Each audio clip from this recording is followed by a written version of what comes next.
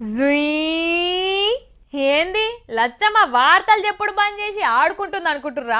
లే, మొగుల్ మీదకెళ్ళి భూములు సర్వే చేయాలి. ఏ ఊరి చెరువులా ఎన్ని నీళ్లున్నాయో చూడాలి. ఎవలెవలు ఏ ఏ పంటలు పండిస్తున్నారు, ఏ పంటలకు నీళ్లు లేవు, ఎన్ని గుట్టలు ఉన్నాయి, ఎన్ని చెట్లున్నాయో తెలుసుకోవాలి. ఒకతానికెళ్ళి ఇంకో తానికి నిమిషాల మీద పోవాలి.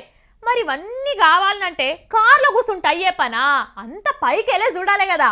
అగో అందుకే కావచ్చు మన కేసీఆర్ సారు మంచి ఈకమాత్ చేసిండు. గదేందంటే అమ్మా అన్ని నేనే చెప్తే మంచిగా ఇందామని చూస్తున్నారులే. అట్లా నడవది. అగో మా వాళ్ళు లేస్తున్నారు, చూసుకోర్రి. ఇన్నారులో మన ముఖ్యమంత్రి కేసీఆర్ సార్ కొత్త గాలి మోటార్ కొనుక్కుంటున్నాడట. అదే హెలికాప్టర్. ఏం తక్కువ 100 కోట్ల రూపాయల దాకా ఖర్చు పెట్టి తెస్తారట. ఇప్పుడే ఏమెక్కడికి వచ్చింది ఓ దిక్కు రాష్ట్రంలో కరెంటు లేక మన్ను లేక జనం ఆగం అవుతుంటే ముఖ్యమంత్రి సార్ హెలికాప్టర్ కొట్టే తక్కువ అయినది అని అనుకోకుండ్రి.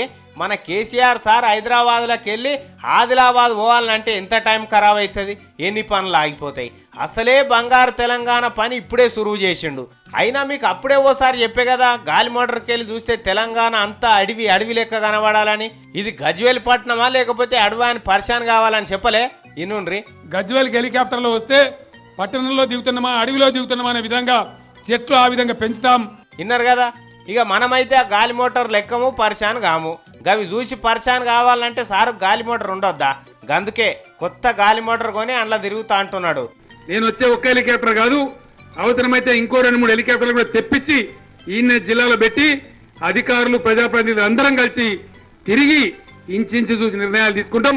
4 కాకపోతే 40 కొనుండ్రి సార్. మా కోసమే కదా నువ్వు పెట్టే ఖర్చు. ఏం కాదు కొనుండ్రి. అయినా ఇంట్లో ఎవరిని తప్పు పట్టవలసింది కూడా ఏం లేదు.